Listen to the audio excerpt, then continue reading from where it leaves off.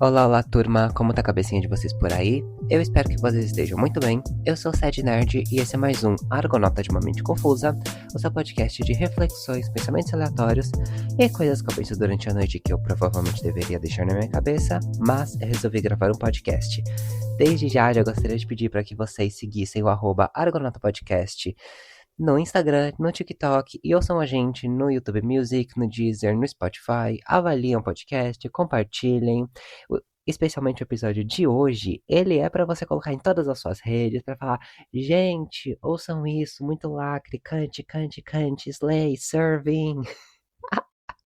Se você leu o título do episódio de hoje, a gente vai falar sobre a comunidade LGBTQIAPN+, a minha queridíssima comunidade da qual eu faço parte. E esse é um episódio falando os conceitos elementares da viadice, da sapatonice, da dragdice. Falando de termos, conceitos, movimentos, coisas da comunidade LGBT que eu gostaria de ter sabido quando eu me descobri uma pessoa LGBT. Lá o curumim sadzinho, lá pequenininho, queria ter sabido mais dessas informações.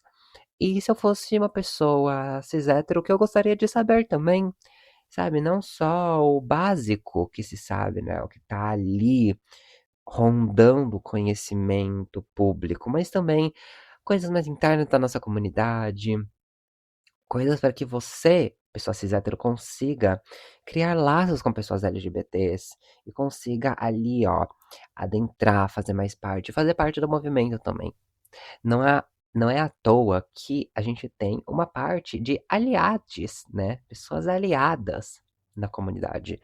Então, primeiro eu queria falar o porquê, né, de algumas coisinhas. Vamos começar bem na superfície. A gente fala muito, né, de junho como esse momento do orgulho. Não é à toa que eu estou fazendo essa pequena série de episódios especiais da comunidade LGBT em junho.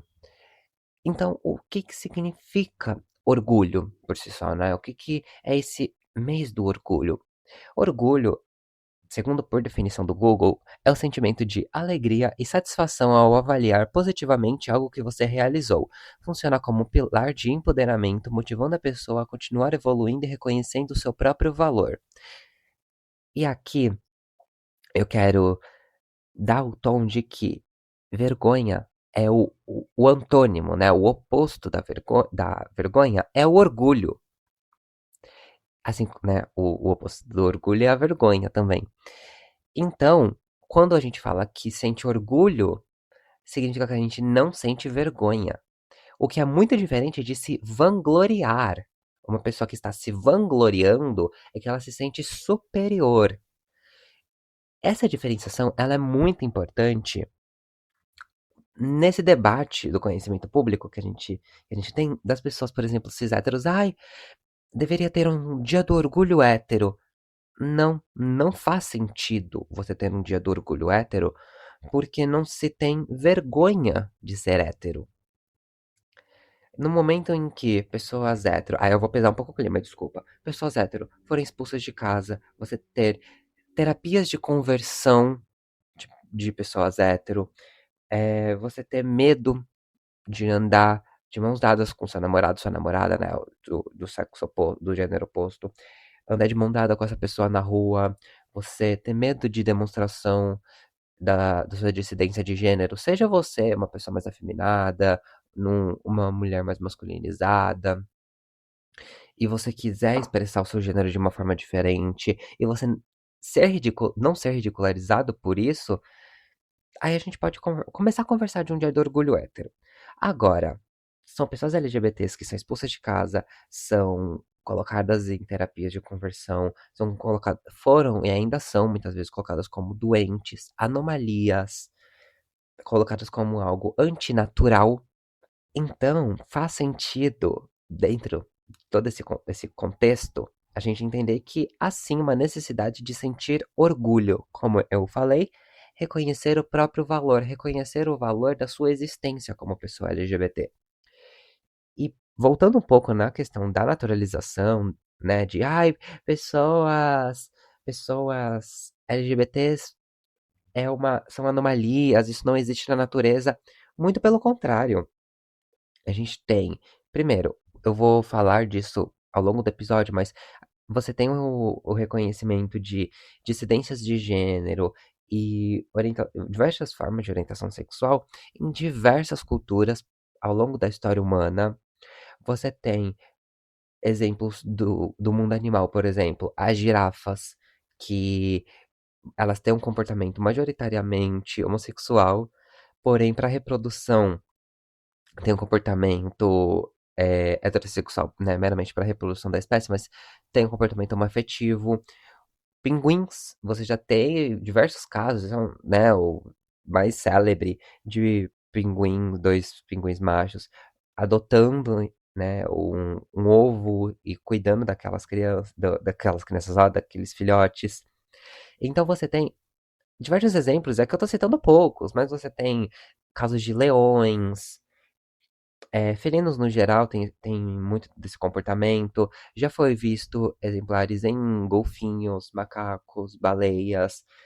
Então, a gente consegue perceber como a gama de diversidade sexual no próprio mundo animal é reconhecido. Então, quando é dito, ai, não existe na natureza, isso ou é mau caratismo ou é falta de informação, né? Então, ou é ignorância ou é mau caratismo.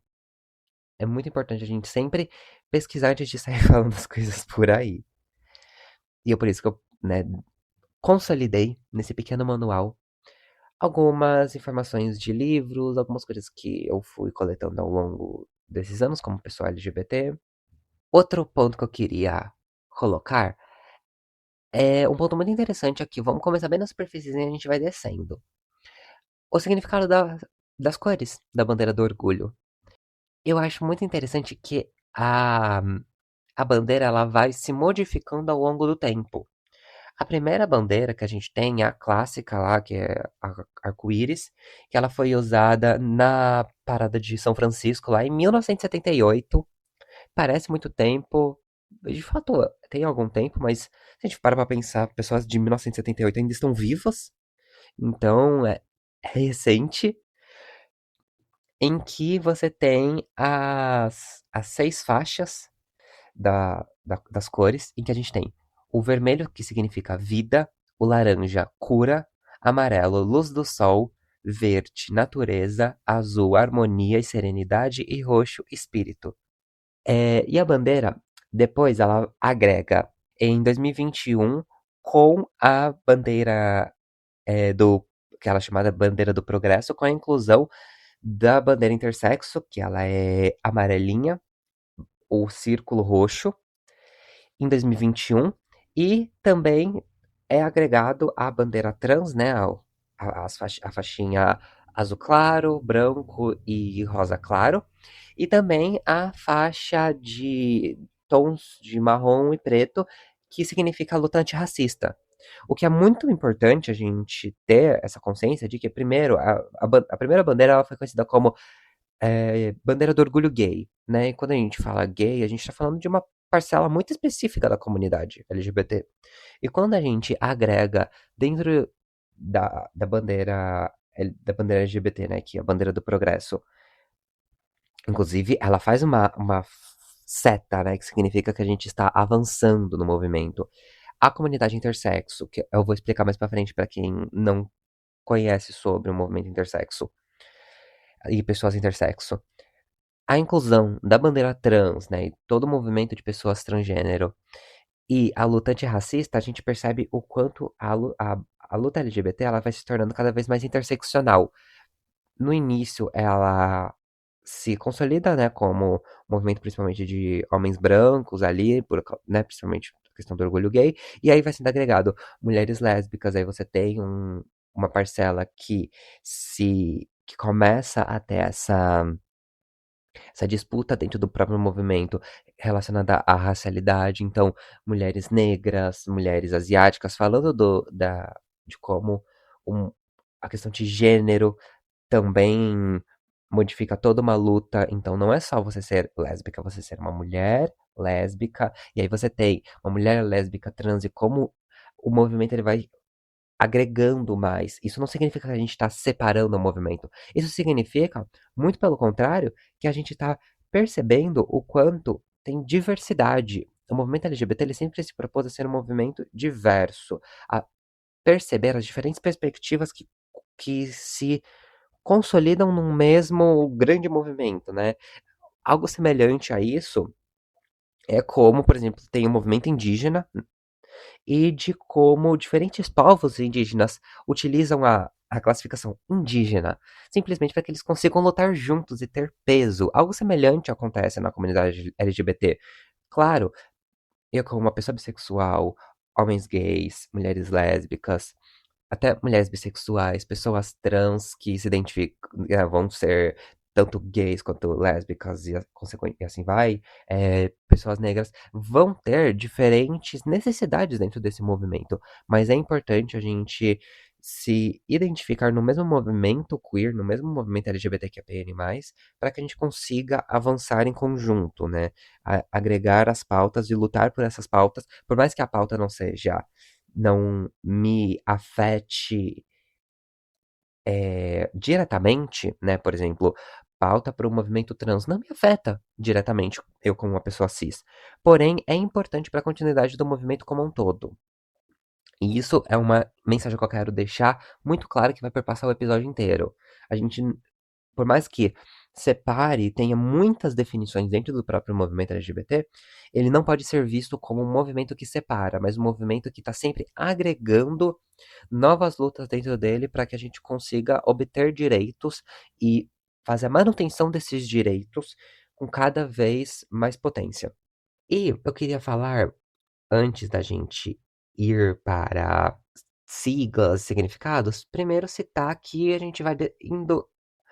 Eu queria falar sobre dois movimentos muito importantes para a história do movimento LGBT que se constitui principalmente, né, no norte global, então Estados Unidos, Inglaterra, e que eles vão se constituir diferente aqui na América Latina, por exemplo, mas que a gente reverencia esses primeiros movimentos mais midiáticos no norte global exatamente por essa visibilidade que eles deram a princípio.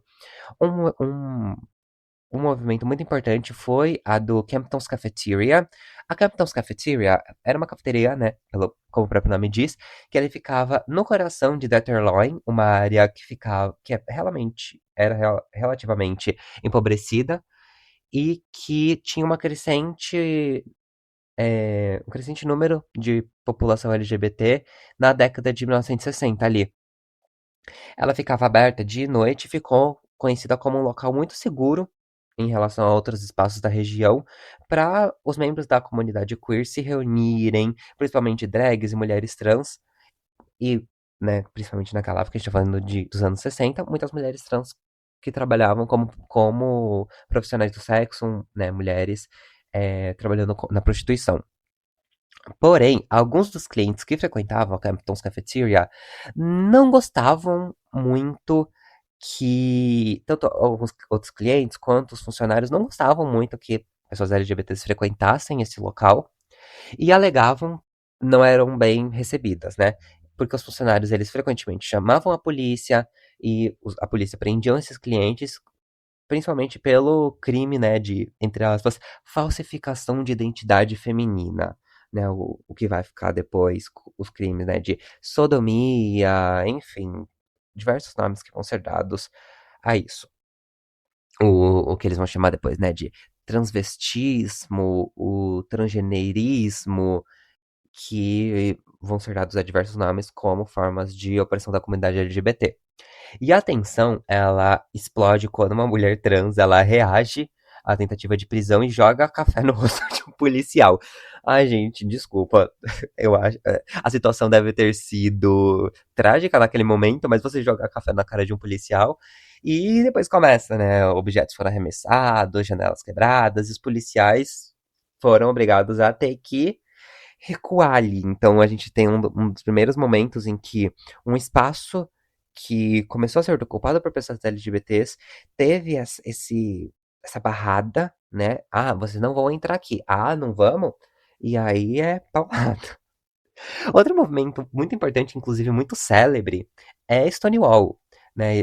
Stonewall Inn é uma cidade em Nova York, nos Estados Unidos, e foi um dos eventos mais importantes da história LGBT moderna. Stonewall era um bar mob run, né, que era dominado pela máfia, no bairro de Greenwich Village, que atendia principalmente uma clientela masculina gay e algumas drag queens. Sempre que a gente tem, normalmente, né, a comunidade gay, você vai ter muitas drag queens ali, porque principalmente drag queens são realizadas por homens gays. E na década de 1960, a comunidade ela era particularmente vulnerável ali, né? O movimento estava começando a dar os primeiros passos, como, né, consolidado, então se tornar mais midiático. E, né, nessa época o sexo entre homens era criminalizado nos Estados Unidos, então havia poucos lugares ali para você se reunir, conhecer algumas pessoas LGBTs para você ter essa sociabilidade, também você poder, né, conhecer parceiros, enfim. E a polícia muitas vezes ignorava os crimes que eram cometidos contra a comunidade LGBT, porque era quase um favor pra eles, né? Ah, tá matando viado? Ih, ufa, que bom. É um a menos que eu vou ter que lidar. E o crime organizado naquela situação era uma oportunidade.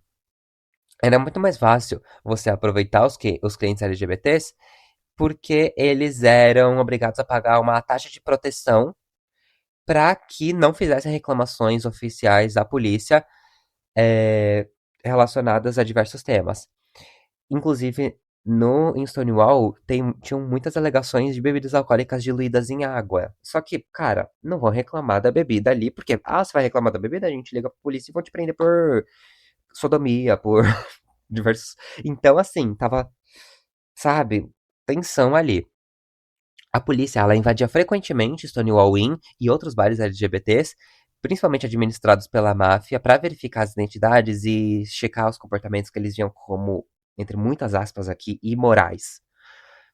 A polícia também recebia, né, muito suborno para fingir que não viam determinadas irregularidades, determinados crimes ali.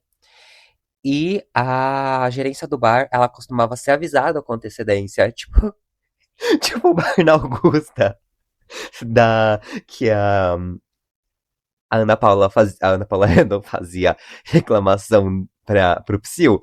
E, ó, só que as bichas já recebiam, ó, as bichas e a máfia, não, ó, a polícia vai bater aí. E aí eles já se preparavam. Porém, uma batida policial em Stonewall no dia 28 de junho de 1969, percebam a data, 28 de junho. A gente tem ali, ó, uma relação muito importante de junho com o mês do orgulho. Em 1969, que aconteceu sem aviso e ela foi recebida com ali uma questão, sabe? Stonewall não foi o primeiro lugar de resistência em massa de pessoas LGBTs contra leis discriminatórias e a violência policial. Como eu já citei, né, teve o Campus Cafeteria, a revolta de Copper Donuts, em que os manifestantes jogaram comida e lixo na polícia que constantemente prendia pessoas LGBTs no local. Mas Stonewall se tornou muito célebre, principalmente pelas crenças muito conservadoras em relação à raça, gênero. A gente está falando de uma região que era marginalizada, não só pela questão LGBT, mas pela questão racializada também, de pessoas negras, pessoas latinas.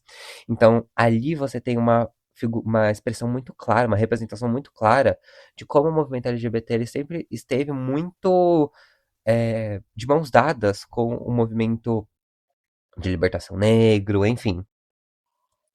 E Stonewall foi um ato muito visível de resistência, porque como Stonewall já era visto, né? Stonewall já era um lugar ali em que ele recebia muitas pessoas LGBTs, então ele já era quase um point ali, já era uma Augusta.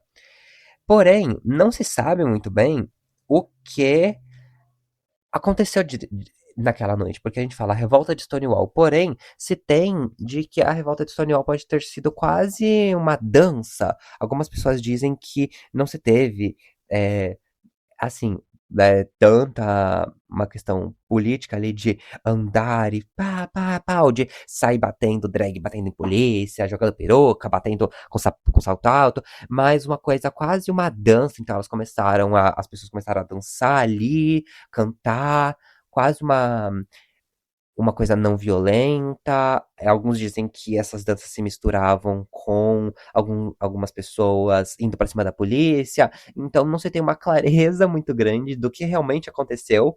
E, porém, a revolta de Stonewall mesmo assim se tornou esse movimento muito grande.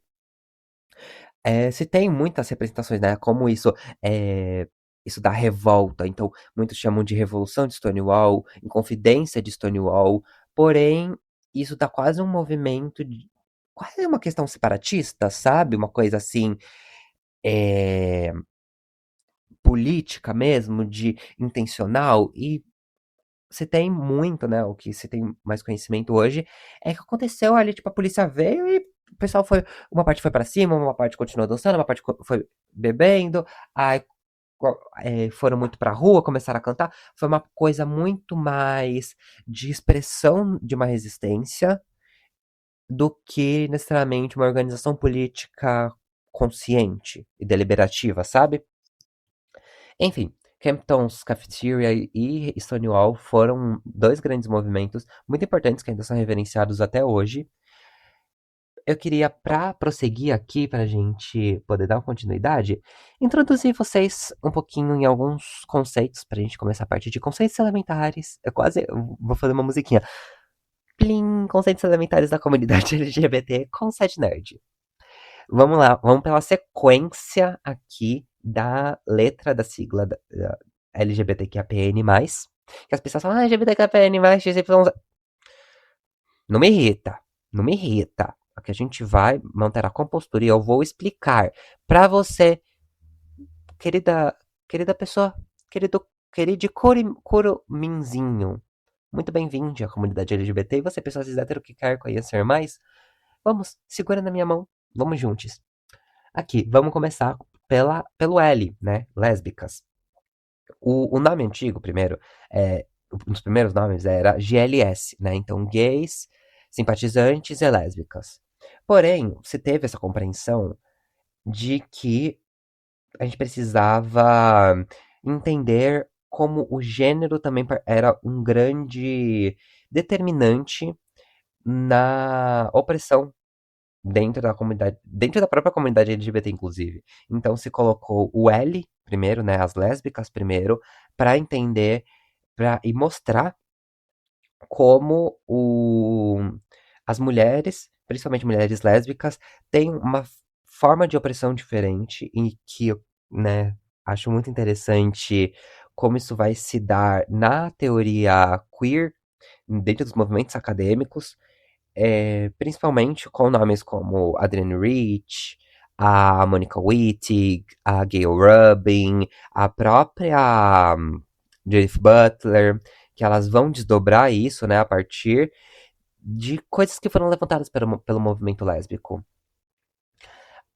Inclusive, eu acho que eu quero citar depois isso, mas acho que é um bom momento, o conceito de heterossexualidade compulsória, que ele foi utilizado pela Adrienne Rich, mas ele é conceitualizado pela Monique Wittig, que ele fala como a gente tem essa questão de pensar que a heterossexualidade ela é majoritária porque ela é natural. E muito pelo contrário, ela entende que a heterossexualidade ela é vista como compulsória, ou seja, como imposta, exatamente pelo fato de que é necessário para o heterossexpatriarcado continuar oprimindo mulheres, que a heterossexualidade seja vista como natural. Então, se naturaliza a heterossexualidade para que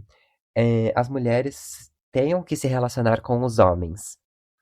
E a partir disso você vai ter diversos desdobramentos, por exemplo, a compreensão de lesbianismo, não só como o fato de você se relacionar sexualmente, romanticamente com outra mulher, mas quase como uma identidade política em que você ter o que a gente falaria, né, como sororidade, então esse movimento de sororidade com outras mulheres partir de uma raiz lésbica, né? Então, o lesbianismo ser quase como uma rede de relações entre mulheres. E isso vai ser muito importante para como vai se conceitualizar muito do movimento LGBT para frente. E eu acho que isso é muito importante para entender por que, que o L vem primeiro na sigla LGBT. Inclusive, eu queria citar o conceito de femme e butch, que são muito importantes para a gente compreender as identidades lésbicas. O femme vai ser o que a gente no Brasil vai chamar da mulher da lésbica afeminada e a butch a lésbica mais a sapatão caminhoneira.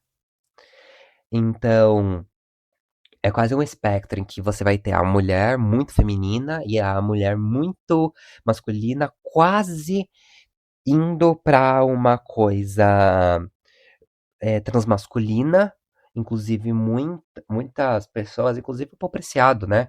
Antes dele se identificar como um homem trans, uma pessoa transmasculina, ele dizia que ele era butch, né? Então o butch e o transmasculinismo, ele tá muito de. A transmasculinidade estão muito de mãos dadas ali. Você sempre vai ter essa relação muito forte. E funciona quase nesse espectro, né? A gente tem uma certa compreensão no Brasil em relação a isso. E eu gosto muito como ponto de curiosidade, da bandeira lésbica Labris, que ela foi criada em 1978, que é aquela bandeira roxa representada com um machado, que ela pode ter ou não um triângulo, mas que ela faz referência à arma das Amazonas. As Amazonas, né, fazendo referência a um mito das Amazonas da mitologia grega, se eu não me engano, que é ser essa ilha de mulheres, né, não teria a entrada de homens, e portanto, né, teria aquela compreensão de que as mulheres que estariam lá seriam lésbicas, se relacionariam entre si. Então, se pegou essa figura das Amazonas como uma forma de representação das mulheres lésbicas. Indo para o G, para a gente conseguir falar um pouquinho de cada um. O G seriam os gays. Olá a todos os homens gays que estão me ouvindo. Eu vou citar uma parte, que eu vou trazer uma curiosidadezinha de cada um, né? Contextualizando e citando um pouquinho de curiosidade de cada um. Os gays, eu fiquei pensando, gente, a gente tem São Paulo. O que eu posso falar melhor se não falar as subculturas dentro do movimento gay? Os ursos, os twinks, otters, daddies. Palavras muito estranhas pra você que não está na comunidade, mas eu vou fazer você ficar levemente traumatizado, talvez. Porque eu tenho certeza que você vai pesquisar, tenho certeza. Então, já fica avisado. Vem aqui um aviso. Pim, pim, pim, pim, pim. De que, se você quiser pesquisar, vá por sua conta e risco. Mas, o que que seriam, então, Sadzinho? Urso, um twink. O urso seriam esses homens gays mais parrudos, né? Mais fortinhos ou mais gordinhos. Gente com barba, muito pelo. Que, né? Um urso. A aparência de um urso.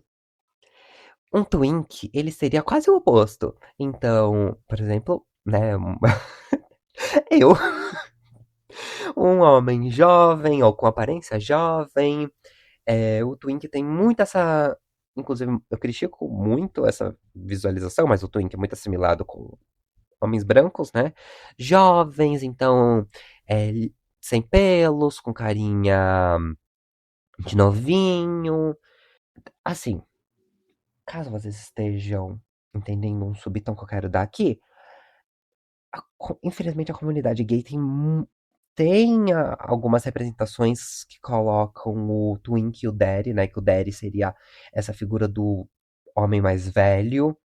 Então, quase uma figura do pai de família. pra quem é um pouco mais dentro da comunidade entende a relação entre Twink e Daddy, quase uma coisa entre o homem mais velho que fica com o menino mais novo. Isso vem de raízes greco-romanas, né, em que homens mais velhos ensinavam ali como se relacionar, e você tinha quase uma relação do sêmen com um homem ter contato com o sêmen de um homem mais, né, um homem mais jovem ter contato com o sêmen de um homem mais velho, quase como uma introdução a uma masculinidade, a você ser viril, então você consumir isso, então, né, essa coisa. Isso não é exclusivo da questão greco-romana, você tem algumas é, formas disso também no mundo árabe. Inclusive tem um livro, acho que é livro da comunidade LGBTQIAPN+, que foi o que eu tirei algumas informações daqui, que é da editora Globo. Eles têm, assim, eles têm livro da sociologia, livro do cinema, é bem famoso. O livro da comunidade LGBT ele é muito bom, ele fala bastante dessas relações que se tem de diversas sociedades. E isso aparece também no mundo árabe, né? Em comunidade, em diversas comunidades do continente africano, isso aparece. Inclusive no Oriente Médio, em alguns lugares da Ásia também. Isso é uma coisa recorrente, da questão do homem mais velho com o homem mais novo, mais jovem. Isso, né, se mostra hoje em dia na figura do Twink e do Daddy. E eu queria trazer também o Otter, né? A comunidade Otter, que são muito renegados dentro da comunidade gay. O Otter seria esse homem com pelos, mas mais magrinho, né? Alguns chamam de Wolf, né? O lobo. Eu tenho certa dificuldade em separar o Otter do Wolf, porque o Otter vem da. Não é castor, é um animal parecido ali. E a alfabetização em inglês me ferrou aqui. Mas, enfim, o Walter é esse homem um pouco mais magro e peludo. Você tem muito essa relação, né, dentro da comunidade que, obviamente, como está lidando entre homens, a, a relação de masculinidade ali, virilidade, tá posta. Você tem, por exemplo, a figura né, do ativo e do passivo, que né, o ativo seria o que penetra, o passivo aquele que é penetrado, e você tem a assimilação disso do passivo quase como feminino, e o ativo como mais masculinizado, mais masculino. Enfim, você vai ter, sim, infelizmente, a reprodução de muitos papéis de gênero hegemônicos dentro da comunidade. A própria figura da Femme da Butch, né? Você tem uma certa interferência das expressões de gênero hegemônicas. Agora vamos para a minha parte, o B. A bissexualidade, primeiro, eu queria expressar que a bissexualidade, o bi não é de dois, ok? A bissexualidade, né? Os princípios da bissexualidade, os primeiros usos, eram assimilando ao que a gente chama hoje de intersexo. Então, pessoas que têm. Aí aqui eu vou me adiantar um pouco. Pessoas que têm a ou a expressão da genitália, né, de ambos os sexos biológicos, ou que tem uma questão hormonal não. E aqui eu vou colocar muitas aspas, porque a gente tá falando da comunidade médica, então você tem o que é normal e o que não é normal, né? Mas o que não é comum, então, às vezes, mulheres né, mulheres que seriam vistas como cisgênero, mas que têm uma produção alta de testosterona, então a comunidade intersexo ainda hoje tá sendo lida pela comunidade médica de como você vai ser visto ali dentro, e os primeiros usos de bissexual, né, o bi, dois, sexual, sexo, então uma pessoa que teria biologicamente os dois sexos, mas a bissexualidade depois ela é colocada, né, ela é recontextualizada dentro da questão da sexualidade, né, da forma de orientação sexual. Porém, se carregou ainda muito isso no conhecimento público de que bi seria dois. Então, uma pessoa bissexual seria aquela que se se relaciona romanticamente e sexualmente com homens e mulheres. E não. O bissexual, ele é uma. A bissexualidade é um grande guarda-chuva de sexualidades monodissidentes. O que que significa monodissidente? Seriam sexualidades que não estão relacionadas a um só gênero. Então, o gay e a lésbica, né? A lésbica são mulheres que se relacionam com outras mulheres, e gay, um homem que se relaciona com outros homens, né? Pessoas que se identificam com o gênero, enfim. E o bissexual seria aquela pessoa que aí a gente tem o pulo do gato, sente atração por mais de um gênero, não necessariamente de forma igual, fixa ou simultânea. É uma pessoa que sente atração pelo seu gênero e pelos outros gêneros. Então, por isso o bi é o meu e os outros. Por isso que a bissexualidade ela está presente como uma forma de identificação em pessoas não binárias, por exemplo. Então, eu me identifico, por exemplo, se a pessoa se identificar como uma pessoa é, a gênero, ela sente atração por pessoas a gênero e as outras. Então, a bissexualidade, ela, obviamente, você tem diversas formas disso, então você vai ter pessoas polissexuais, enfim, dentro desse grande guarda-chuva. Então, né, o bi não é de dois gêneros, mas de meu e outros. Isso aqui, sei que isso pode parecer confuso a princípio, mas é assim que é visto dentro do movimento bissexual hoje. Porque senão a gente tem uma discussão que ela é muito besta e eu tenho certa dificuldade de entender o porquê, né, de como o bissexual ele é trans exclusivo. Então, pessoas bissexuais não se atrairiam por pessoas trans. Isso não tem qualquer fundamentação desde o início do movimento bissexual, no manifesto bissexual, inclusive, você, dentro, né, do que a gente vai chamar de movimento bissexual lá nos anos 70, 80, você vai ter já falando sobre pessoas bissexuais se atraírem sim por pessoas trans. E isso, na verdade, é dado por fora do movimento e dessa falta de compreensão adequada do que se trata do movimento bissexual. E a gente vai ter é, a leitura, uma leitura errônea de que a própria bandeira, né? O azul, o rosa e o roxo. Então é o homem e a mulher. Não, o rosa, o roxo e o azul significam o meu gênero, os outros gêneros e mais de um gênero. É um espectro. A gente entende ali, se vai de uma forma muito simplista, muito estereotipada, seria o gênero masculino, feminino e não binários. Então, você estaria incluindo todas as pessoas ali. Essa letra que eu acabei de fazer é muito rasa, mas é isso. É o meu gênero, os outros e mais de um gênero. A bissexualidade é muito mais ampla, é muito mais plural do que aquilo. E, como eu falei, ela não é igual para todo mundo, ela não é fixa, ela não é simultânea. Então, muitas pessoas bissexuais não vão se atrair.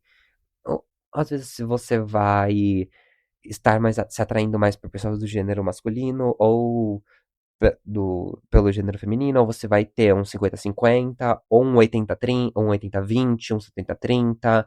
Depende do momento, depende do seu estado de vida, depende da pessoa também. Então, você vai ter essas variações. Próximo.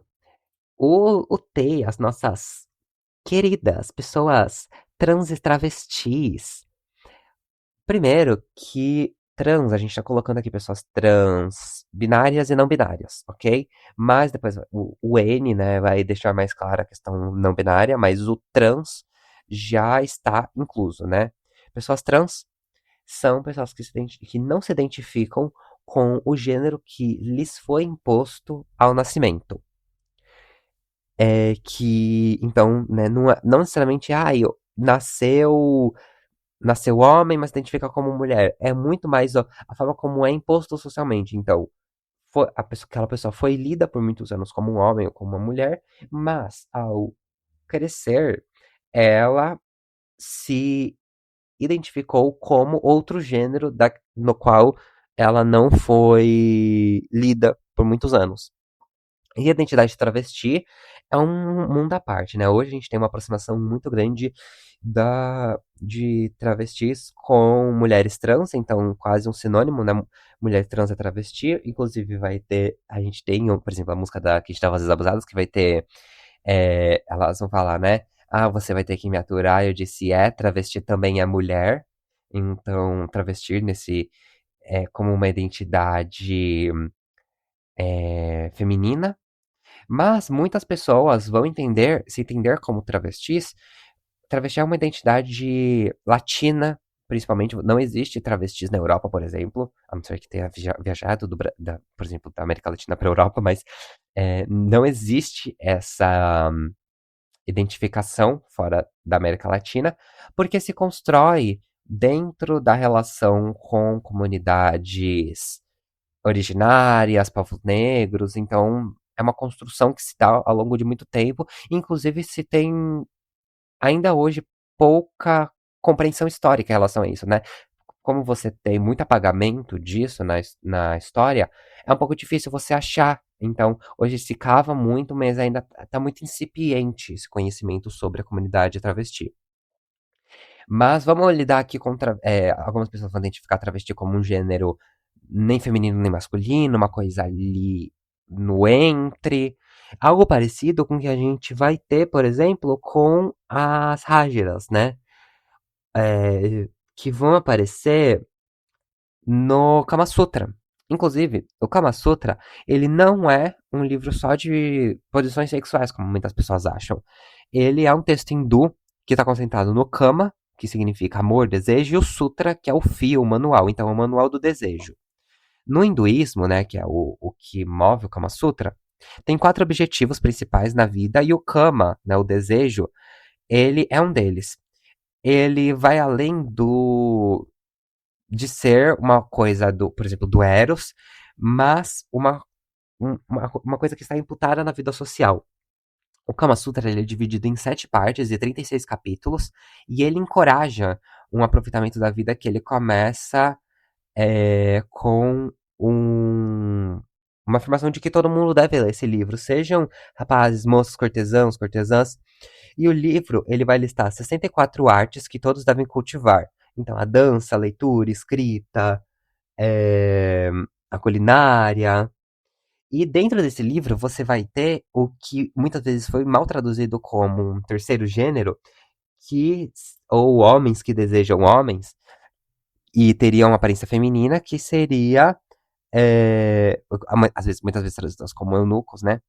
Mas essa figura que teria um. Seria do sexo masculino, mas se identificaria com mulheres. Essa figura, ela, dentro do Kama Sutra, é colocada como massagista, cabeleireiro. Então você tem. Na questão do Oriente, muitas vezes, você vai ter essa figura do terceiro gênero como uma figura artística. Isso aparece em outras culturas também, é muito interessante. E essa terceira natureza, ela vai aparecer como, como uma figura religiosamente importante em muitas culturas. Por exemplo, você vai ter deusas que vão ter esse terceiro gênero. Então, isso vai aparecer como dentro das normas sociais. Que a gente percebe que pessoas trans não estão à margem, mas elas estão imputadas na vida social. Elas estão dentro, elas fazem parte. Então, dá pra gente perceber como a questão de ver pessoas LGBTs, principalmente pessoas trans, como fora do circuito, é uma visão ocidental. Enfim, pra gente não se estender muito aqui, vou pular pro que? O queer. O queer é uma palavra em inglês que significa estranho, excêntrico, e seriam as pessoas que não se enquadram necessariamente nas normas fixas de gênero, sexualidade ou desejo. E o queer, ele questiona a normatividade. Por isso que normalmente eu tô falando aqui ao longo do episódio, né? O movimento queer. Então, todo esse movimento que se contrapõe às normas hegemônicas. E é qualquer existência que desafia as normas dominantes de gênero e sexualidade, enfim. Então, por exemplo, pessoas cis e héteros, se elas performarem além da norma, elas são sim pessoas queer. Então, por exemplo, muitas pessoas leem Harry Styles, o Harry Styles como uma pessoa queer, porque ele, né, teria lá a saia, roupas ditas como femininas, então como isso vai ser lido socialmente. Próximo, o intersexo, que eu já disse aqui, pessoas que vão ter hormonalmente ou é, visualmente, né, os dois aparelhos genitais. Então, são pessoas que, infelizmente, sofreram e ainda sofrem muito com a mutilação médica. Então, tem bebês que são colocados em mesa de cirurgia né, logo ao nascimento para uma correção, entre muitas aspas, para porque é visto como algo que vai ser prejudicial, e muito pelo contrário, se tem poucos casos, né, de como aquilo realmente afetou negativamente o organismo. O que você tem, inclusive, é que ao longo do tempo, o organismo ele se acostuma, né? Então, o, o, o corpo intersexo, ele não é um corpo anormal, um corpo doente. Ele é uma possibilidade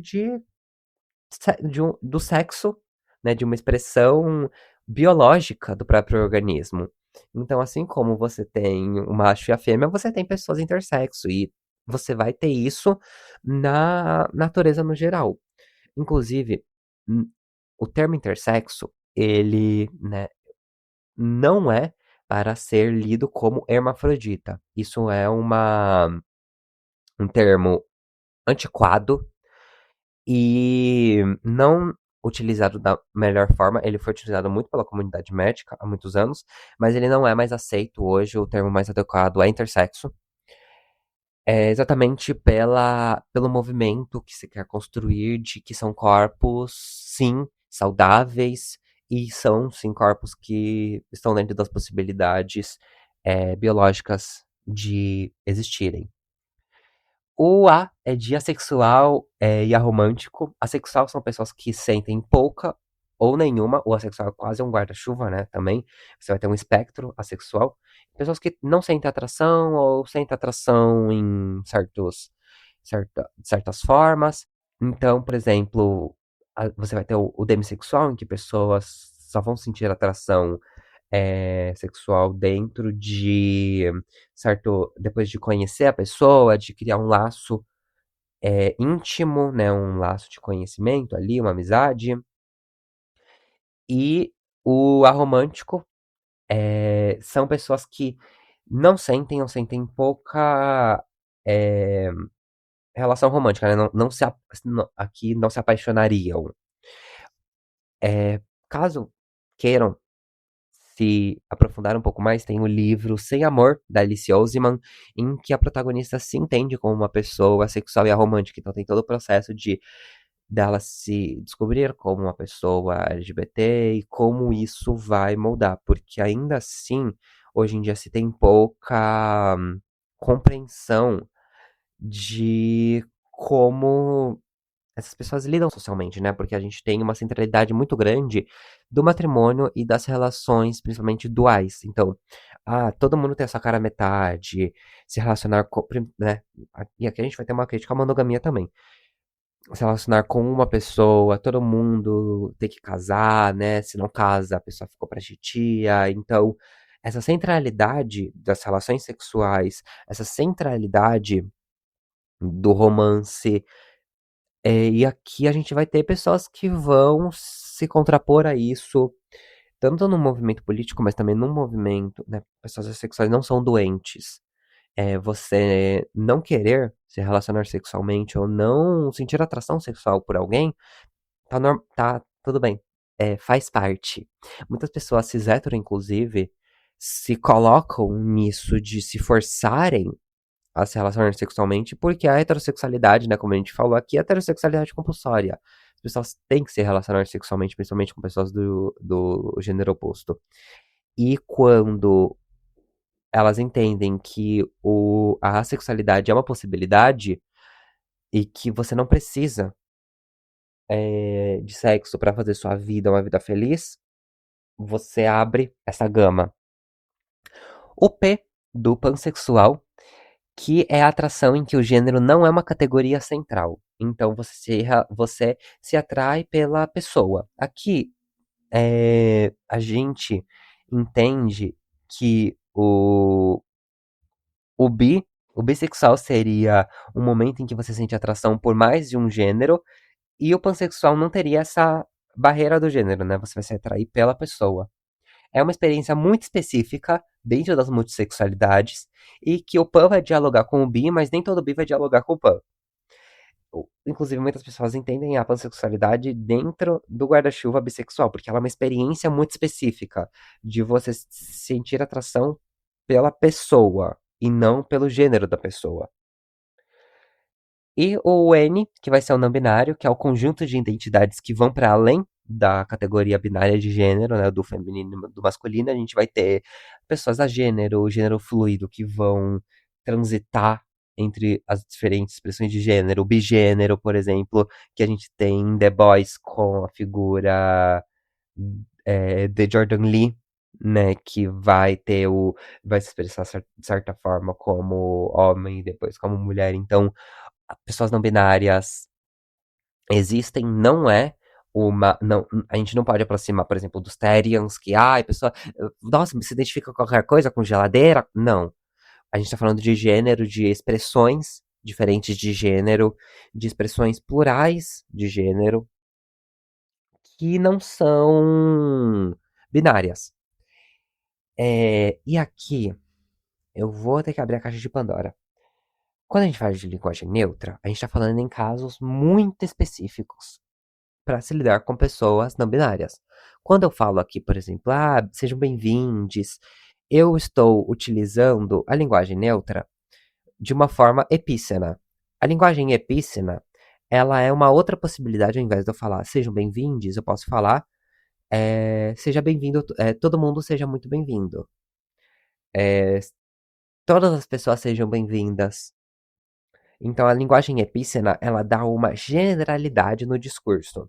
Mas também a linguagem neutra pode ser utilizada dentro disso, né? Algumas pessoas vão utilizar a linguagem neutra de forma epícena e algumas pessoas vão usar a linguagem neutra apenas para se referir a ou de uma pessoa não binária. Então, por exemplo, tenho uma pessoa que é minha amiga, que aqui eu utilizei a linguagem não binária para me referir a essa pessoa. Ou se referir direto a essa pessoa. E, de novo, nem toda pessoa não binária vai se identificar com os pronomes ele delo, né? Que é o que a gente tem mais consenso de que hoje funciona, o ele delo. Então, não utilizem o X, porque o X, pra pessoa, quando você escreve, e você tem você ouve, principalmente pessoas cegas, ele não lê. Ele vai falar, tipo, elix, delix, então trava. Agora, o elodelo é uma possibilidade porque possibilita acessibilidade, né? Então, por favor, usem elodelo quando vocês quiserem usar uma linguagem neutra. Mas muitas pessoas preferem, inclusive eu prefiro, por uma linguagem epícena no dia a dia, né? Quando eu tô falando aqui no meu podcast, é meu espaço, foda-se. Mas a linguagem epícena, ela é uma possibilidade muito boa de você trazer generalidade, também por uma questão de gênero, né? Por exemplo, se você tem 5 mulheres e um homem, normalmente a gente fala eles, ao invés de elas, né? Porque a gente tem uma preponderância do masculino no discurso. E quando a gente fala é, as pessoas, essas pessoas, a gente está trazendo uma generalidade no discurso. E é importante também para essa questão de gênero. E se identificar como uma pessoa não binária não é piada. Não é legal você zoar. É muito importante você entender como aquela pessoa se identifica, os pronomes. Muitas pessoas vão utilizar o elo, ela. Por exemplo, a Juvi é uma pessoa não binária, porém ela se identifica com os pronomes ela. A Jalu, que é uma cantora, ela se identifica como uma pessoa não binária e utiliza os pronomes elo, ela. Então você pode chamar de Ajalu. Então muitas pessoas vão utilizar os pronomes binários também como uma possibilidade de para você se referenciar àquela pessoa. Enfim, para finalizar esse tópico, eu acho importante a gente entender que, primeiro, ninguém está impondo a linguagem neutra. O que a gente está tentando fazer é, novamente, abrindo uma margem na língua para uma expressão de outras formas de gênero que não eram consideradas antes. E como línguas latinas, no geral, tem pouca abertura para isso, se cria esses pronomes para entender, né, como essa dinâmica vai ocorrer. Em idiomas, por exemplo, o inglês, você já tem o pronome they, them, que já é utilizado há bastante tempo para um tratamento sem gênero, né? Então, se você vai ver em jogos, em filmes, eles constantemente utilizam o they e them para se referir a uma pessoa, para se referir a um grupo, ou, por exemplo, em jogos, o jogador, a jogadora se referir como they para uma forma que seria, né, o também uma referência para eles, né, então pode ser eles, elas, ou ele, ela, elo, enfim. Então, é uma forma interessante da gente tratar o gênero. Mas em línguas como o português, o espanhol, o francês, você não tem essa possibilidade dado a raiz linguística do próprio latim. Porém, isso não impede da gente inventar. A língua, ela é invenção. As pessoas têm uma questão muito conservadora em relação ao idioma, como se o idioma ele fosse o que está escrito no dicionário é o que é válido. E muito pelo contrário, é o que é falado que é muito mais importante. Porque uma língua, na verdade, a gente vive colocando, ai, porque uma oxítona, uma paroxítona, tudo isso são formas de compreender as estruturas com que as comunidades foram estruturando o idioma. Ai, mas isso não existe. Nenhuma palavra existe. Toda palavra foi uma construção que em algum momento você teve um consenso de que isso se chamaria cadeira, isso se chamaria mesa. A gente tem inclusive um episódio sobre categorização, que é muito importante, que eu acho que seria interessante para quem tem essa dificuldade de entender como que funciona a lógica de categorização humana e, consequentemente, do idioma. Acho que é importante ouvir esse episódio. Então, quando a gente trata, por exemplo, de uma linguagem epícena, que aí a gente está falando de outra questão, a gente tá falando sim de uma questão de não generificar um grupo, então tratar todo mundo, eh, que não necessariamente tá incluído quando a gente fala: "Ai, olá todos e todas, todos, todas e todes". A gente pode falar: "Olá todo mundo, olá pessoal, olá turma", que nem eu faço aqui, então a gente pode trazer de uma forma mais ampla, ao invés de usar essas palavras que elas já trazem um marcador de gênero. E de novo, o pronome neutro, ele é utilizado normalmente, né, hoje você tem dentro da comunidade isso já estava muito claro, mas as pessoas fora da comunidade insistem, principalmente no mundo corporativo, quer incluir diversidade, mas não coloca pessoas LGBTs pra fazer isso, e aí fica um monte de hétero batendo a cabeça pra tentar entender um negócio que pra comunidade LGBT já tá, de certa forma, bem compreendido, mas enfim. O pronome neutro sendo utilizado principalmente para se referir exclusivamente a pessoas, não binárias. E eu utilizo aqui normalmente, então quando eu falo, eu utilizo a linguagem neutra, porque eu espero encarecidamente que pessoas não binárias ouçam meu programa. Então, é isso. Próximo, pra gente não ficar parado num tema só, eu queria falar um pouquinho da história drag. Porque a história drag, ela tem muita importância para a comunidade LGBT, ela é muito relevante para a gente compreender um lugar político e artístico que a comunidade LGBT ocupa e sempre ocupou. E ainda assim, por mais que a gente tenha figuras como a Pablo Vittar, a Glória Groove, mais recentemente ganharam a grande mídia, né? A Greg Queen, a Diego Martins. Ainda você tem uma falta de clareza do grande público de o que de fato é arte drag. E se tem essa falsa compreensão que, inclusive, é muito. Já tá bem ultrapassada, que ela era utilizada, infelizmente ainda um pouco, por partes mais conservadoras, seja da sociedade, ou seja do próprio movimento feminista, né, com as radfems, ou eh, mulheres que são mais essencialistas, que entendem a arte drag como tirar sarro do feminino. E muito pelo contrário. É apropriação dos símbolos, tanto femininos quanto masculinos, porque existem as drags kings, os drag kings, que utilizam isso para potencializar o debate de gênero e a gente conseguir trazer de uma forma lúdica e artística aqui. Então, eu utilizei como fonte um artigo da Unesp, bem interessante, que eles citam um artigo da Jaqueline Gomes de Jesus. Então, primeiro eu queria definir o que é drag queen ou drag king. É o artista que se veste de maneira estereotipada, conforme o gênero masculino ou feminino, para fins artísticos ou de entretenimento. Essa definição está no Orientações sobre Gênero, Conceitos e Termos, da Jaqueline, que é um trabalho de 2012. E o a drag queen, né, utiliza esse espaço do feminino, drag king esse espaço do masculino. Não é um espaço, eu citei antes, né, que normalmente gays estão atrelados ao drag queen, porque é um espaço em que muitos homens gays ocupam, né, homens gays e bissexuais ocupam o espaço drag queen, mas isso não exclui com que outras pessoas ocupem. Por exemplo, a gente tem a Chappell Roan, que utiliza da arte drag, né, ela se considera uma drag, e ela é uma mulher lésbica, cis, utilizando para uma performance artística dela. Ela utiliza o clown, que é uma categoria específica da drag. Mas isso não é limitante. Você tem, por exemplo, mulheres trans que fazem drag, homens trans, homens cis que fazem drag kings. Nada limita, por exemplo, um homem cis de fazer um drag king. Porque a questão é a performance. É você levar essa performance de gênero que já a Butler estava falando lá em Problemas de Gênero, a essa última atividade. E é muito interessante que a gente acha que, ai, é muito novo essa geração, mas a arte drag, ela já aparece incipiente em várias culturas, como por exemplo, no século V a.C. já tinha no Teatro de Atenas, lá na Grécia Antiga,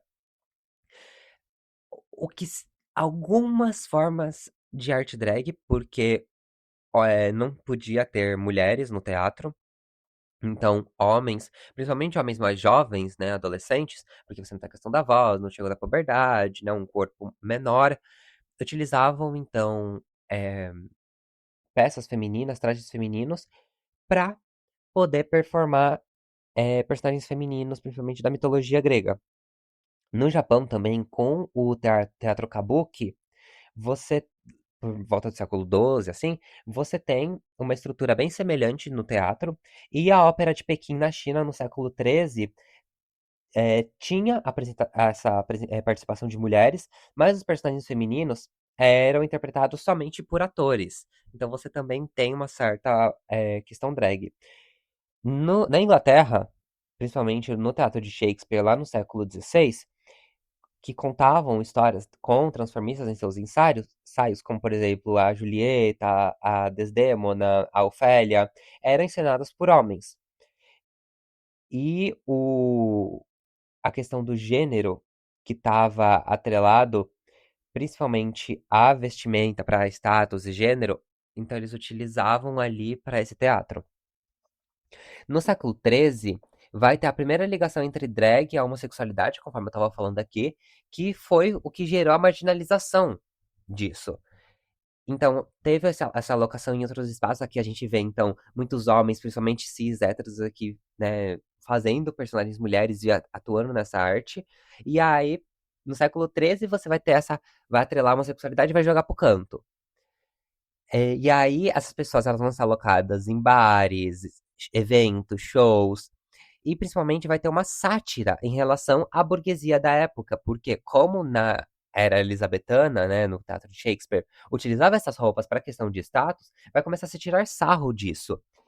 E aí vai começar principalmente no século XIX, o trabalho de artistas drag vai chegar mais no teatro, e aí vai tendo essa característica cômica, principalmente lá em Londres, com os dramas shakespearianos, que aí vai trazer de volta essa questão do teatro elisabetano, para dar lugar a romances, melodramas e comédias.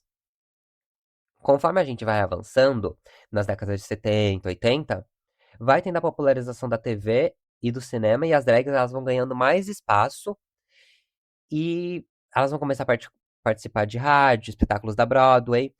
E aí a gente tem um grande marco nos anos 80, que é a questão da AIDS, que novamente vai atrelar essa performance à comunidade LGBT, a questão dos gays, aí, ai, doença, papapá, ppp, e aí, de novo, vai ser jogada para outra forma, outra marginalidade. Então, a gente consegue ver que a gente já tem performances que utilizam desse vestir-se com outro gênero como uma expressão artística e de representação. A drag, você não está representando, alguns dizem uma parte de você, outros dizem uma personagem, e mas isso tá muito além de simplesmente você colocar uma peruca na cabeça e sair cantando. Você tem um trabalho artístico ali de muitas drags, como por exemplo, a Smael, eu acho que a Smael é um grande traço disso. Eu também sinto que a Kaya Conk faz muito disso.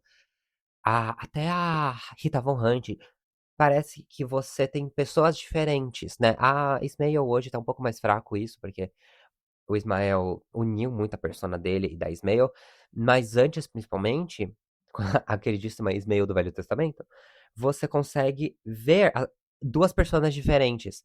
O Guilherme, se eu não me engano, que é o nome do homem que faz a Rita Von Hunt, quando você vê ele e a Rita Von Hunt, são, parece duas pessoas completamente diferentes. Uma coisa muito semelhante acontecia com o Paulo Gustavo, né? Quando ele fazia lá o Minha Mãe é uma Peça, a gente pode entender aquilo como uma performance drag, porque muda a pessoa. A drag, ela vem disso, de você conseguir utilizar isso. Inclusive, tem muitos artigos muito interessantes hoje em dia disso para você criar uma possibilidade de se enxergar na beleza, né? A gente está lidando aqui com pessoas que são marginalizadas, então tem muita questão da autoestima, para conseguir se empoderar desses símbolos, trazer uma performance e conseguir se sentir bem dentro daquilo. Inclusive, um dos grandes nomes da arte drag, principalmente nos anos 90, que teve uma certa. Essa imagem foi mais revigorada, que é o surgimento do RuPaul Charles, que causa uma ruptura entre o mundo drag, que é, a RuPaul, ela é essa drag cantora, atriz, modelo, e que hoje traz o maior nome da arte drag que a gente tem, que é o RuPaul's Drag Race, que é assistido, inclusive, por pessoas héteros, fora da comunidade LGBT, e a RuPaul modificou toda essa percepção que a gente tinha na arte corrente sobre drag. Porque a drag estava muito em locais específicos do teatro, e aí a gente consegue hoje acessar espaços de drags aliens, por exemplo, drags monstros, animais, em que não se brinca só com a questão do gênero, mas brinca com uma questão interespécie, uma questão do medo. E a gente percebe cada vez mais a drag como uma performance, como um personagem. E não necessariamente para tirar sarro do feminino, mas para se apropriar dos símbolos femininos e masculinos também, para a construção de uma persona. A gente tem, por exemplo, a própria Smael como um exemplo disso, em que ela traz essa drag mais fantasiosa, que tá atrelada ao feminino, mas que utiliza, às vezes tem mais braços, tem cor, os cabelos, né, monumentais, para trazer essa estética diferente. Aí você tem drags enormes, principalmente na América Latina, que trazem essas questões monstruosas, bem diferentes, né? E eu queria também colocar um pouco da linguagem drag que veio com isso. Por exemplo, quando a gente fala do bar queen, que seria uma rainha do bar, é uma drag que ganha vida trabalhando em bares, né? O, a expressão beat, que é aplicar a maquiagem de forma perfeita. Você tem, né, técnicas de maquiagem que foram desenvolvidas a partir da arte drag. O, o cut cream, a questão de como você prender uma lace de forma melhor, o fazer a boca, a maquiagem, tudo isso, a própria maquiagem vai se modificando ao longo do tempo para sobre as necessidades da própria arte drag, né, que vai sendo levada dos palcos para a vida pública. Quando a gente tem, por exemplo, a Bio Queen, que é a rainha Bio, né, que é uma mulher cis se apresentando como uma drag queen feminina, que aqui a gente poderia colocar a Triple Run. Eu, inclusive, considero a própria Lady Gaga, muitas vezes, como uma Bio Queen, exatamente pelo fato da performance. A Lady Gaga, como cantora, ela é essa pessoa expansiva que traz uma personagem muito clara. É, outro termo também, a drag mother, que é a mãe drag, que é alguém que vai fazer uma mentoria de filhas drag. Então vai dizer, você tem muitas, por exemplo, essa drag ela é mais antiga, ela já faz isso há muito tempo e ela vai ajudar drags novas a como se desenvolver, as técnicas. A gente tem o Fierce, que isso vem do ballroom também, que é esse grande elogio, que alguém tá impecável. Então falar Fierce, acho que inclusive tem uma música da Beyoncé que fala disso. É Kiki, que é quando dois ou mais artistas drag se reúnem pra fazer uma fofoca, colocar pra pedir. Já quando a gente fala em português, por exemplo, o Kikiki. A gente provavelmente pode ter vindo disso, eu não sei, mas seria interessante se fosse. A expressão realness, que é convincente perto de tudo que o artista está tentando imitar. Então, dentro de uma performance ali, você tem a realness, né? O shade, que é assim, no fucking shade, né? Então, esse insulto sutil, provocador, que vai apontando as falhas de outra queen. Então, inclusive o shade ganhou muito, né? O mundo da internet. Vou dar um shade nele. Vem do mundo drag. Inclusive, a expressão spilling the tea, que é quase esse derramar o chá, né? Que é compartilhar uma fofoca. A expressão, spill the tea. Então, me conta essa fofoca. Vem da comunidade drag. Inclusive, uma coisa muito interessante que teve com a popularização das drags é a categoria lip sync. O lip sync, principalmente com a RuPaul, né? É a questão de você dublar uma música e performar essa música. Isso vem, obviamente, não da arte drag, mas a arte drag se apropria disso, popularizou isso numa escala mundial. E até hoje você tem é, drags que fazem lip sync. Então elas vão lá, se você for ver, sei lá, o Gongada Drag, que é um stand-up de drag queens, no início da Gongada, você tem apresentações de lip sync. É muito interessante e muito bonito também. Então, nomes, a gente pode citar aqui, nossa, diversos nomes. Eu citei a RuPaul, algumas aqui, mas nomes como Silvete Montilla, a Salete Campari, a Miss Bia, Vera Verão, Jimmy Kier, Nani People, a Marcia Pantera. Inclusive, a Marcia Pantera é a criadora do Bate-Cabelo. Então, o Bate-Cabelo é brasileiro, galera. Brasil, Brasil. É o Brasil do Brasil. Foi criado pela Marcia Pantera.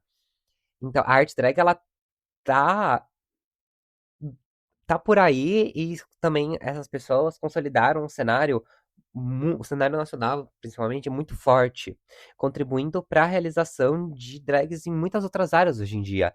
Então, cantoras como a Pablo Vittar, a Glória Groove, a Aretusa, a Lia Clark, youtubers como Rita Von Hunt, Smale, Lorelai Fox, a DJ podcaster falecida Duda Delo Russo, né, que hoje o Eduardo não faz mais, mas na Duda Delo Russo, até a Bianca Della Fence com o Della Make. Então, diversas drags que estão fazendo um trabalho incrível por aí, trazendo diferentes, inclusive, perspectivas de uma drag. A Rita Von Hunt com essa sátira da academicista, mulher mais velha. A Bianca Della Fence trazendo uma questão muito mais racial para a drag dela. A Dakota Monteiro trazendo uma questão alternativa da drag. Inclusive, a Dakota Monteiro, ela era drag antes de se descobrir como uma mulher trans. E ela diz, né, que a drag ajudou ela a trazer isso pra fora. A própria Beta Boixá, inclusive, sabe? Ai, Beta é diva, diva, diva. Queria muito ir tomar café, gente, no Todo Dia com Beta Boixá. Ai, olha, ouça meu podcast, gente, por favor, pra eu poder um dia ir na Beta, sabe? Tomar café com ela e com a Esté.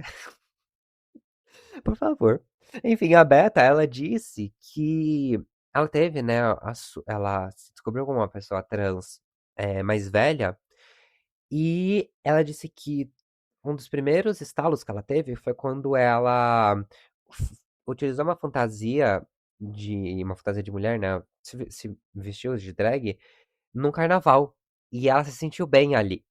Então, a gente pode perceber como a arte drag, ela também tem esse princípio libertário. É o que a Butler traz, né, em Problemas de Gênero.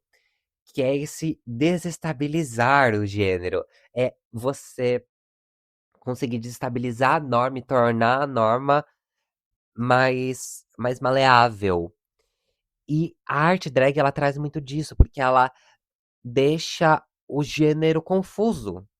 Porque é um homem ou uma mulher, né, que tá se vestindo de outro gênero como uma performance, mas ele não se identifica com aquele gênero, mas é um personagem. Então você. Inclusive, é por isso que as pessoas têm tanta dificuldade com a drag, principalmente hoje, né? Porque a drag, ela é.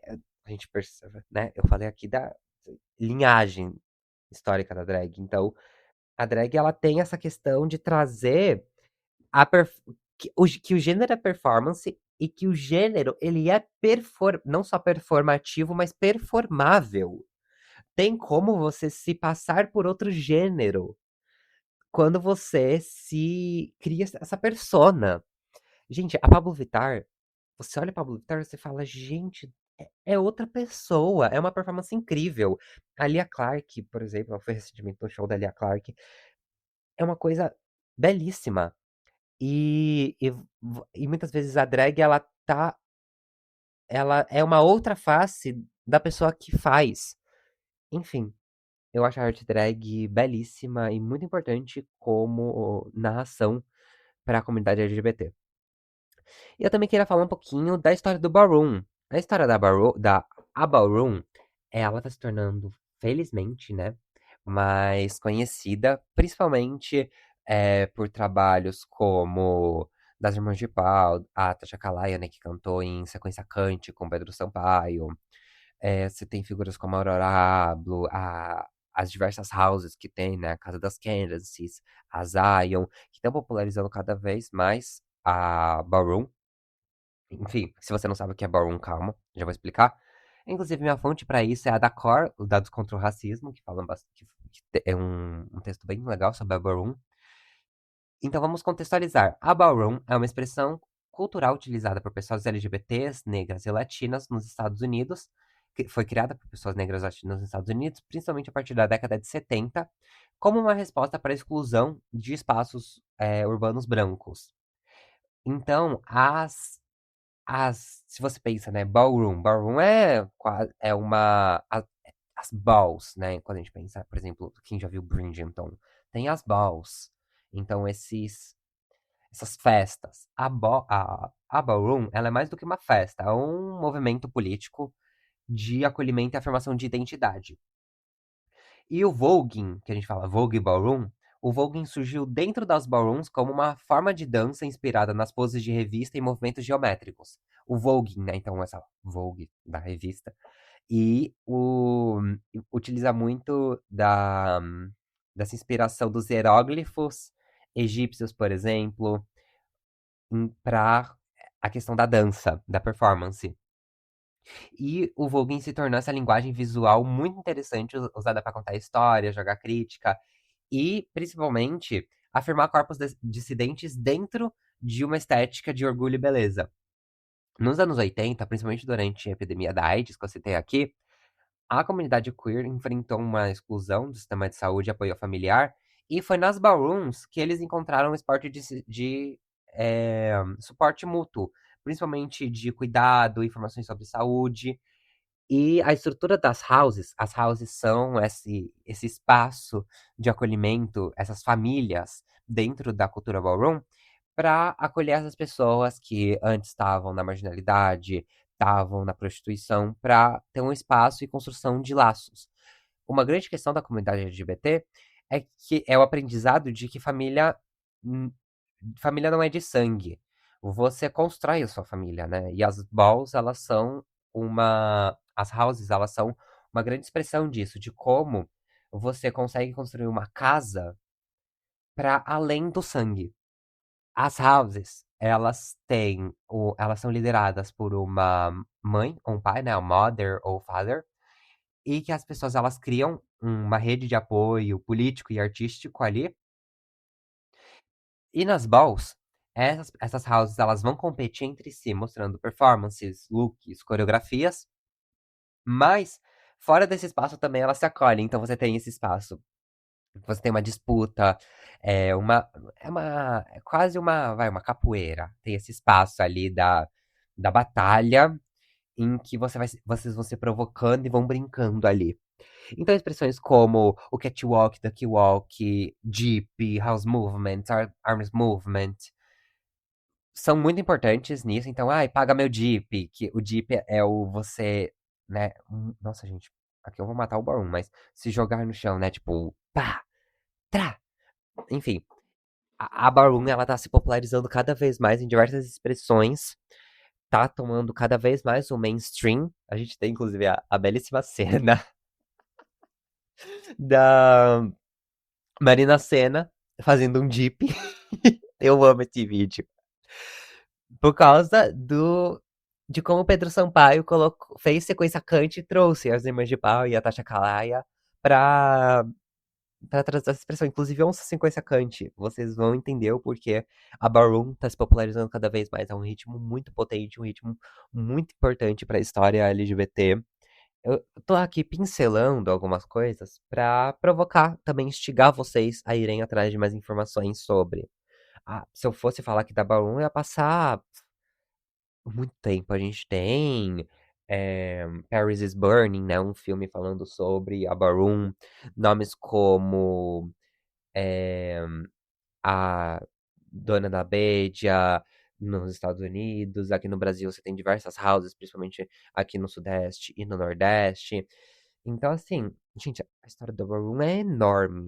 Não daria pra contar ah, num episódio. Teria que contar sobre um episódio só sobre isso.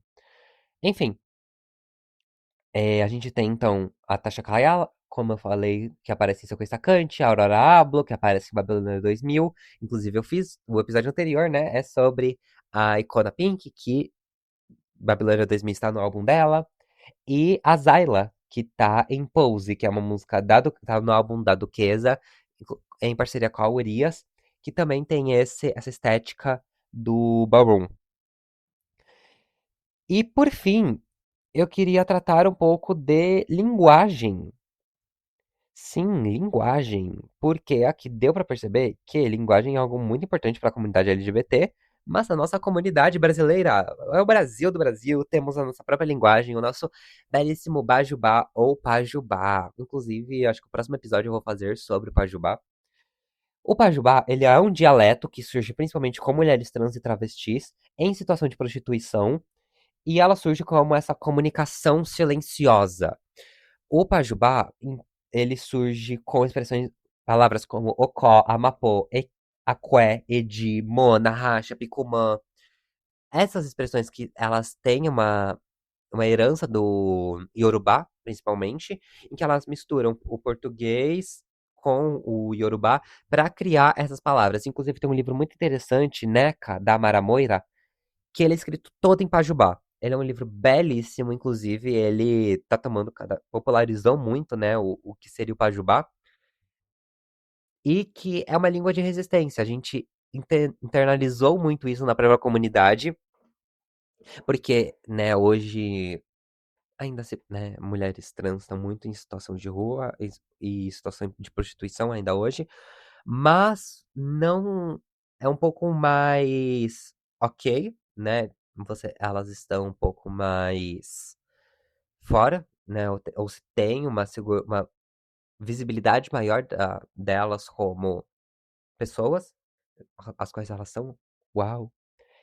E que o Pajubá, ele não se mostra mais tão como essa coisa de se proteger da polícia, dar aviso uma pra outra sobre um homem que pode fazer alguma coisa com ela, principalmente quando a gente tá falando de prostituição, né? Homens que utilizavam, ah, tô te pagando, vai lá e bate. em mulheres trans, então você não se tem, ainda tem isso hoje, mas em, em outra, de outra forma. Então o Pajubá ele acabou sendo muito utilizado dentro da comunidade LGBT quando eu uso muito, essa mapô. Então, rapidinho, né? Vou citar as palavras que eu falei. Ocó é pra falar é o homem. Esse ocó, esse homem. Amapô, racha e Mona, Mona é principalmente uma outra mulher trans ou um cara gay, né? Mas Amapô e racha pra falar de mulheres cis, aqué ou equé, que é dinheiro. Eu não vou falar do Edi. Aí você, aí você pesquisa. Picumã, que é cabelo. Então você tem essas várias palavras. Inclusive, gente, leiam Neca. Pra você que. Você é pessoa nova na comunidade LGBT, ou que não tá acostumada tanto com o Pajubá, e você é pessoa cis hétero, tente ler Neca. Vai ser um pouco difícil no início, eu admito. Até pra mim, que já tinha bastante contato com o Pajubá, teve uma certa resistência ali, porque você não tá acostumada. Gente, é basicamente um idioma, né? Um idioma próprio. Quando você começa a ler, você vai pegando e você vai aprendendo. É muito legal, um livro belíssimo. É, vai contando a história de quase como se fosse a Amara entrevistando uma mulher trans que foi, acho que foi, não lembro se ela ainda é, mas era prostituta, contando a história dela. É muito legal, um livro super engraçado também. E outro idioma que eu acho que é muito interessante, porque a gente não pode tratar como se o Pajubá fosse um acontecimento na história do mundo, a gente também tem o Polari, que ele vem do italiano parlare, né, que é o falar. Ele é uma, um dialeto, um jargão, um criptoleto que é uma linguagem usada para enganar. No século XX, quando o sexo, né, entre homens ainda era ilegal, a Polari ela era usada na Grã-Bretanha, na Irlanda e em algumas partes também da Itália, principalmente por homens gays, para sinalizar sua sexualidade para outros homens e se comunicar sem medo de serem perseguidos ou descobertos.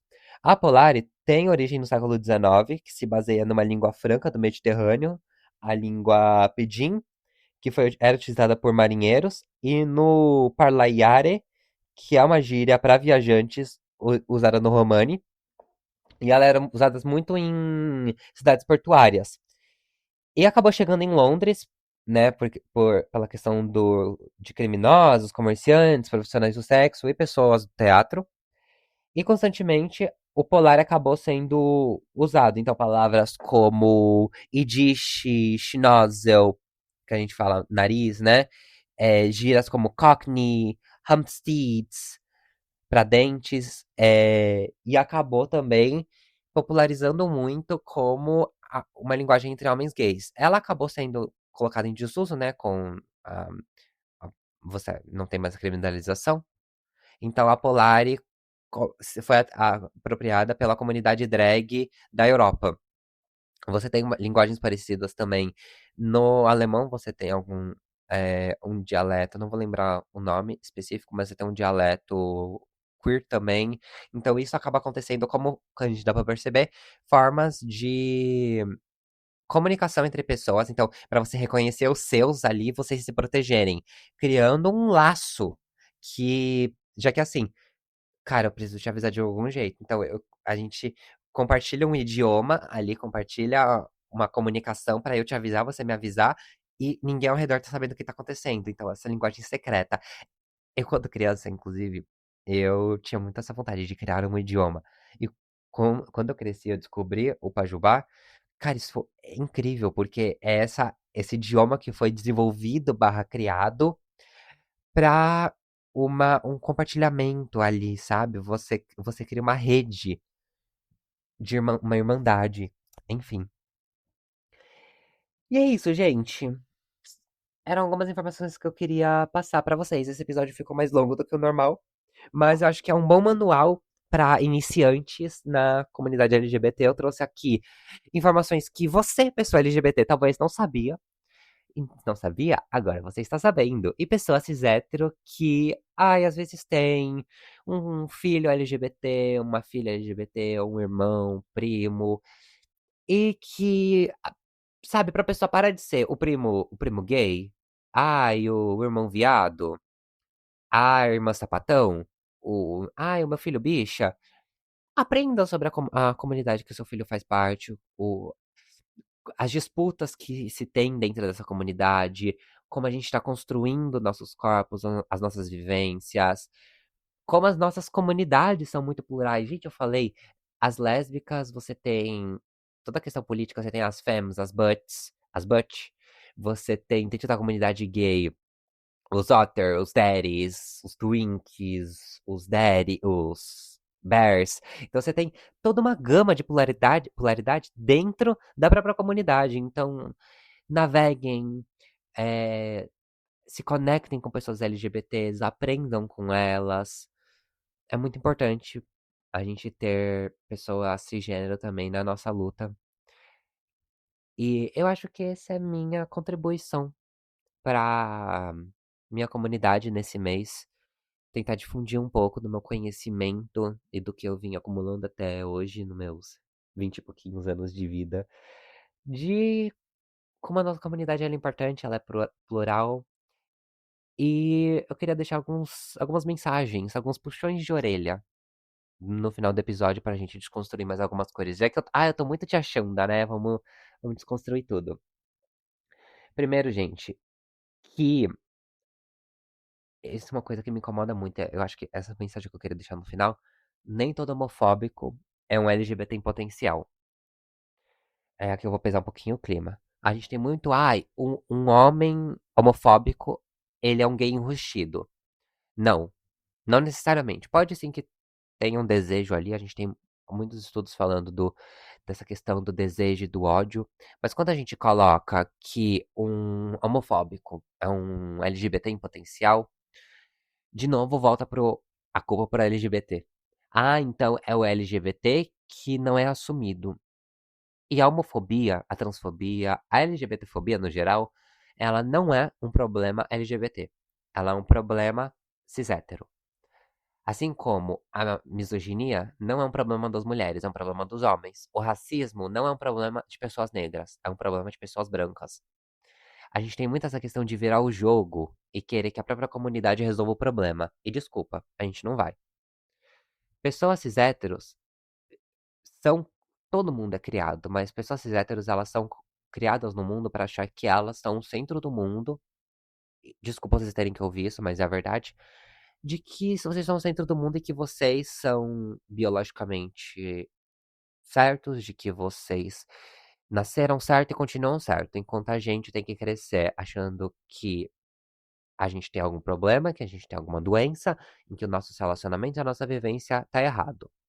E a gente, depois que a gente admite pra nós mesmos de que não é assim, a gente já tem que lidar com família, com um monte de gente ao redor da gente falando o contrário, de que a gente tem problema, de que não é natural, de que, ai, deve ser genético, deve ser, a viadice é genética. Gente, desculpa. A LGBTfobia, ela é um problema das pessoas héteros. É uma estrutura que diz que pessoas LGBTs têm problema. Então, não. Ai, um transfóbico, na verdade, ele queria ficar com essa mulher trans. Talvez sim, mas talvez não, ele só odeia, porque ele vive numa sociedade que faz com que ele odeie esse corpo. E a gente aqui não pode jogar, ai, a sociedade, porque nós somos parte da sociedade. Eu sou parte da sociedade, inclusive, junto com vocês. Olha só. Então a gente está constantemente criando e recriando a sociedade. Então, sim, é um problema nosso. No momento em que você usa homofobia recreativa para ficar tirando sarro, uma coisa é você brincar, ai, minha irmã vive brincando comigo, ai, tinha que ser viado, sabe? Tipo, isso é uma coisa. Agora, você pega uma pessoa, primeiro, coloca o dedo na ferida de uma pessoa LGBT, naquilo que ela tem segurança, e utiliza de homofobia recreativa pra ficar tirando sarro disso. E desculpa, gente, não me vem falar que, ai, é expressão. Ai, falar viado é expressão regional. Desculpa, o caralho que é expressão regional. Assim como vocês podem aprender a não falar um monte de coisa racista, vocês podem aprender a não ficar falando merda de pessoas LGBTs. Então, viado não é pra você. Ai, ai, viado, ai, só aquilo. Aprende a falar. A gente não fala mano, a gente não fala cara, não fala parça. Troca. Simples assim. Ai, mas você se sente tão ofendido? Sim, eu me sinto super ofendido. Eu me sinto irritado, inclusive, quando eu ouço uma pessoa hétero ficar falando, ai, viado. Viado, caralho, eu sou bicha. Se eu quiser, eu falo mona, eu falo viado com meus amigos. Agora, você não tem esse direito. Você vai lá e você respeita a comunidade que você não faz parte. Porque quem morre, quem fica sendo linchado na rua, quem a gente só, inclusive, a comunidade LGBT tem um monte de problema de cabeça que as pessoas acham que a gente nasce com problema de cabeça, mas é vocês que deixam a gente com problema de cabeça. A gente que tem altas taxas de depressão, ansiedade generalizada, taxas de suicídio altíssimas, porque vocês ficam colocando coisa na nossa cabeça. Não é à toa que muitas pessoas LGBTs têm altas taxas de ansiedade social, exatamente porque a gente tem que ficar se vigiando e vigiando o nosso arredor pra gente ficar lendo como a gente tá sendo colocado. Então ai, não, eu vou parar de andar assim porque eu tenho que andar mais, né, andar mais másculo, tenho que ajeitar minha voz, falar mais grosso, não posso usar essa roupa, não posso agir assim, fecha, né? Abre essa perna, descruza essa perna, ajeita essa mão. A gente fica se vigiando o tempo todo pra não se passar por LGBT, pra gente não ser violentado. E isso tem consequências seríssimas na saúde mental. Pode parecer uma coisa muito besta para pessoas que não são LGBTs, mas isso é uma coisa muito séria. Então eu acho que antes da gente ficar querendo se pagar de cool, de legal, de ai, como eu sou aliada, não.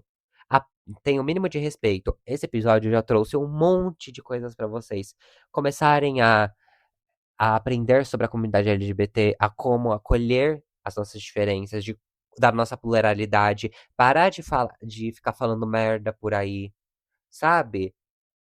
Não tem aquele ditado? Quando um burro fala, o outro abaixa a orelha? Então, a gente tá falando, quando a gente falar, assim como mulher falar, abaixa a orelha, pessoa negra tá falando, abaixa a orelha, pessoa LGBT tá falando, abaixa a orelha. Né?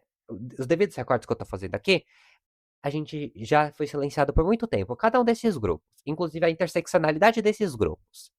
Eu acho que a comunidade LGBT é muito bom pra gente falar de como esses grupos andam conversando para se constituir como uma potência pra lutar junto. Então, assim, mulheres lésbicas, homens gays, pessoas, né, negras, tal, a gente já deu da gente ficar quieto. Então, quando a gente estiver falando, vocês param, vocês já falaram muito. E já falaram muita merda. Então, para e ouve o que a gente tem a dizer. Eu sei que não é legal ficar ouvindo isso, ficar ouvindo puxão de orelha. Ai, mas o viadinho, o que que a gente. Sim, vocês já compartilharam muitas informações. Gente, de verdade, vocês têm tanto privilégio. Vocês têm. É legal ficar ouvindo que tem privilégio? Não é. Eu sou uma pessoa branca. É uma bosta você ficar pensando que, porra, minha vida é mais fácil, né? E o peso, entre muitas aspas, que isso dá de tipo, ai, nossa, eu tenho privilégio, minha vida é de certa forma mais fácil. Sim. E o que que eu vou fazer com isso? Eu posso ficar. Ai, eu não tenho culpa de ser branco. Ou você vai lá, levanta a cabeça e fala: então, eu vou utilizar do meu privilégio pra pelo menos ajudar pessoas negras a acessarem esses mesmos espaços que eu. Faça isso com você que é cis hétero. Quantas pessoas. Aí, ó, o discursinho que. Eu adoro esse discurso, eu acho ele muito válido. Quantas pessoas trans você tem como amigas? Quantas pessoas LGBTs você tem ao seu redor? Eu não tô falando de gay chaveirinho. Eu tô falando de gay que você respeita de verdade. Uma pessoa LGBT que você tem na sua família. Não é o seu primo gay que tá lá no canto. É uma pessoa que compartilha a vida com você, que tá do seu lado, que tá ali compartilhando experiências com você, viajando com você, passando o seu dia a dia. Quantas pessoas LGBTs você tem no seu trabalho? Que você vive, que você compartilha, que você troca. Porque a gente fala muito de diversidade e quer ficar atacando um monte de pessoa LGBT, pessoa negra, mulher, taca, taca, taca no mundo corporativo, deixa elas jogadas ali, não faz porra nenhuma, vem mês de junho, bate palma, joga um arco-íris no LinkedIn e acha que isso tá bom o suficiente. Não é assim que funciona. Vocês não aprendem a nossa história, vocês não aprendem o nosso movimento, não aprende o básico de comunicação, não aprende. Gente, eu falei aqui, tem o Pajubá, a linguagem neutra, tem a linguagem epícena. Pega isso e aprende. Joga no Google, joga na porra do chat GPT e aprende. Sabe? A gente fica batendo cabeça com vocês com umas coisas idiota. Aí depois eu tenho que ficar entrando no inferno do TikTok e ouvindo LGBTQAPN, XYZ, ah, tomar no cu. Não tem respeito pelos outros, um bando de adulto que não sabe crescer. Criança, se você cria uma criança com mínimo de respeito de comunidade LGBT, ela sabe se portar e vocês não sabem. Tem 30 anos na cara, fica tirando sarro de pessoal LGBT na internet. Fica falando, ai, outra travesti, tem que ensinar agora que travesti é no feminino, caralho. Que pessoa trans tem que fazer a porra das necessidades no banheiro e não tem que ficar trancando porta pra pessoa trans. Que mulher trans não vai sair estuprando mulher cis. Porra, tem que ensinar isso agora? Ensinar até o mínimo de respeito pelos outros? Nossa, eu achava que a educação se dava em casa. Enfim, já fiquei puta da porra desse episódio também. Enfim. Ai, gente, isso é tudo por hoje. Eu espero ter bagunçado um pouco a mente de vocês ou ajudado a organizar algumas ideias. Um abraço, gente, e até a próxima semana. Ai, esse especial. Gente, eu fui do zero ao 100 muito rápido, perdão. Esse foi Algo Nota de uma Mente Confusa, o seu podcast de reflexões. Se alguma ideia ficou reverberando e se algum verso te atravessou, então a viagem valeu a pena. A gente se encontra na próxima travessia, gente. Até lá, tchau. Eu espero. Ai, eu tô construindo uma base de seguidores. Eu já tô me fazendo perder todos eles porque eu tô xingando. Ai, que merda. Enfim, gente. Tchau, tchau, tchau. Beijo.